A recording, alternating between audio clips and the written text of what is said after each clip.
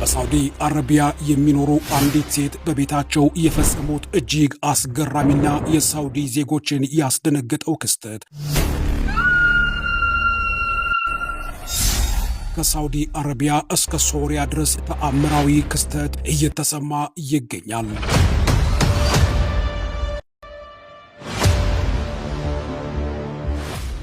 ሳውዲ አረቢያ ዛሬ በመጽሐፍ ቅዱስ ያነበብነው ታሪክ እየተፈጸመባት ይገኛል። በዚህ ጉዳይ ግራ የተጋቡት ደግሞ ሳውዲ አረቢያ ላይ ምንድነው እየተፈጠረ ያለው በማለት በመጠየቅ ላይ ይገኛሉ። ይህ ክስተት በሳውዲ አረቢያ ጅማሮ ቢሆንም የመጨረሻው ግቡ ግን ለስራና ለህይወት ጉዳይ ወደ ሳውዲ አረቢያ የገቡ የግብፅና የሶሪያ ኦርቶዶክስ ክርስቲያኖች የጀመሩት አስገራሚ መንፈሳዊ አገልግሎት ሳውዲ አረቢያ ወደዚህ ወደማይቀረው የወንጌል ቃልና እውነት እየተቃረበች መሆኑን የሚያሳዩ ምልክቶችን እያየን እንገኛለን። ሰላም ውድ የንጋት ኮከብ ሚዲያ ቤተሰቦች፣ ባለፈው ዝግጅታችን እንዳቀረብነው በሳውዲ አረቢያ ስለተፈጸመው የእመቤታችን የቅድስት ድንግል ማርያም ተአምር በተመለከተ ክፍል አንድን አቅርቤላችሁ ነበር። ዛሬ ደግሞ ተከታዩን ክፍል ለእናንተ ውድ ተመልካቾች ይዤላችሁ ቀርቤያለሁ። በቅድሚያ ግን ለዚህ ቻናል አዲስ የሆናችሁ ሰብስክራይብ በማድረግ መረጃዎች ሲለቀቁ ደግሞ ፈጥነው እንዲደርሷችሁ የደወል ምልክቷን በመጫን ይህ መልእክት ደግሞ ለብዙዎች ተደራሽ እንዲሆን ላይክ እና ሼር በማድረግ አብራችሁኝ እንድትቆዩ እጋብዛችኋለሁ። ከድጃም ተቀብላ ፎቶዎቹን ካየች በኋላ የድንግል ማርያምን ስዕል ተመለከተች። አሁን በዚህ ሰዓት ላይ ከፊቷ ላይ ያየሁትን ድንጋጤ መቼም ቢሆን አረሳውም። ደነገጠች። ያ አላህ ብላ ራሷን በእጆቿ ያዘች። አሁን ከከድጃ ፊት የምመለከተው ድንጋጤ የብስ ግራ አጋባኝ። ክርስቲያን መሆኔን ታውቃለች። ያየችውም የድንግል ማርያም ስዕል በእናቷ ክፍል ውስጥ ያለውን ተመሳሳይ ስዕል ነው። ታዲያ ምን አዲስ ነገር ቢፈጠርባት ነው እንዲህ በድንጋጤ ከውበላ እየቆመችው በማለት እጅግ ተጨናኩኝ። ከድጃ አይኔን እየተመለከተች ሳሚያ አንቺም እንደ እናቴ አይነት ህመም አለብሽ እንዴ አለችኝ። የበለጠ ግራ ተጋባው።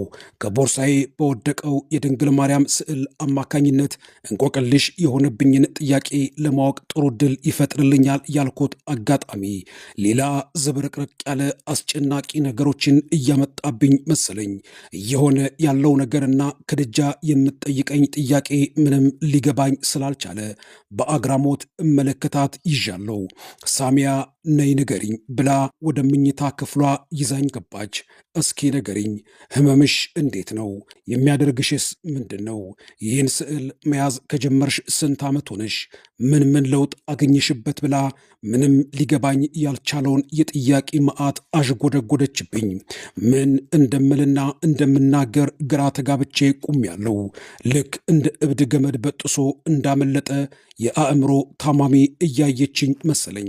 ከድጃ እኔ ምንም አይነት ህመም የለብኝም። ድንግል ማርያምን ስለመወዳትና ልዩ ፍቅር ለእርሷ ስላለኝ ነው የእርሷን ስዕል ይዤ የምዞረው። ምንም የታመምኩት ነገር የለም፣ ፍጹም ጤነኛ ነኝ አልኳት ለማስረዳት እየሞከርኩኝ።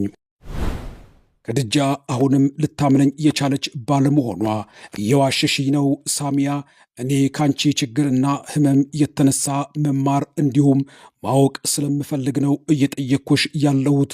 እናቴ ታማ አልጋ ላይ ከዋለች 2 ዓመት ሊሞላት ነው። ብዙ የሕክምና ቦታ ሳውዲ ውስጥ አለ የተባለ ሆስፒታል እናቴ ታክማ ምንም ለውጥ ማምጣት ብቻ ሳይሆን ህመሟ በቅጡ ሊታወቅ ባለመቻሉ የተነሳ አንድ ሶሪያዊ የቤተሰባችን ሹፌር ከሀገሩ የዚህ አይነት የማርያምን ስዕል አስመጥቶ ከሰጣት በኋላ ነው የተረጋጋችው። አንድ ቀን ተሽሏታልና ይህ ስዕል እናቴን ወደ ክርስትና እንዳይወስዳት ከዚህ በኋላ ይውጣ ብለን ገና ከመኝታ ቤት ተራምደን ሳንወጣ የነበረው ህመሟ ከበፊቱ ተመልሶ እጅግ ያስቃያትና ያስጨዋት ጀመር። ቢጨንቀንና ግራ ቢገባን መልሰን ከነበረበት ቦታ ላይ ይህን የማርያምን ስዕል ስናስቀምጠው እናቴ እየተረጋጋች ህመሟ እየቀዘቀዘላት መጣ።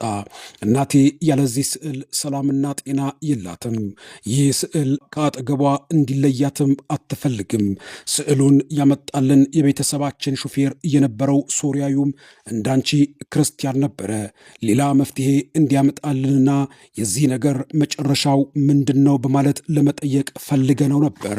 ግን ይህ ክርስቲያን ሶርያዊው ከቤታችን ከለቀቀ በኋላ ያለበትን አድራሻ ማወቅ ባለመቻላችን ይሄው ግራ ተጋብተን እናቴም ሽርክ የሆነባትን ነገር ይዛ እየኖረች ትገኛለች። እና ሳሚያ አንቺም ይህን ስዕል አቅፈሽ እንድትይዢ ያደረገሽን ህመም ንገሪኝ እባክሽ በግልጽ ንገሪኝ እያለች የሚይዘው የምጨብጠውን እስካጣ ድረስ በጥያቄና በልመና ወጥራ ያዘችኝ። የምመልስላት ግራ ቢገባኝ ከድጃ በመጀመሪያ ተረጋግተን እናውራ። እኔ እውነቱን እየነገርኩሽ እንጂ እየደባበኩሽ እንዳልሆነ እመኝኝ። በመጀመሪያ እኔ ጤነኛ መሆኔን ተረጅልኝ። ይህን ስዕል ማንኛውም ክርስቲያን በሚያመልክበት ስፍራ በቤቱ፣ በቦርሳው፣ በስልኩ ላይ ይይዘዋል። እንደ እምነቱም ደግሞ ይሆንለታል። እኔም ከሀገሬ ከግብፅ ስወጣ ይህንንና